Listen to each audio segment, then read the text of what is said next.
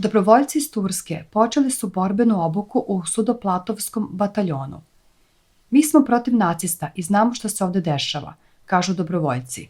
Po završetku obuke borci će otići u zonu specijalne vojne operacije u regionu Zaporožja. Gradonačelnik Slavjanska pozvao je lokalno stanovništvo da se evakuiše iz grada, što očigledno ukazuje na to da će se front iz Artjemovska i Severska uskoro preseliti u Slavjansk. Oružane snage Ukrajine istovaruju vojnu opremu u oblasti Artemovskog, dok se iz Časov Jara prebacuje pojačanje. Snage Ahmata nastavljaju napredovanje u pravcu Luganska.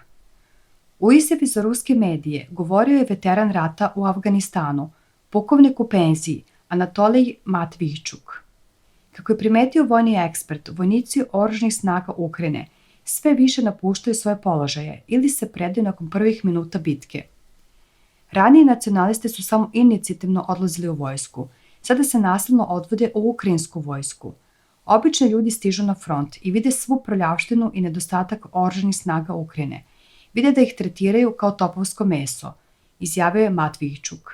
Pritom je svejedno gde su i sa kim obučavani ukrajinski vojnici, siguran je pukovnik u penziji.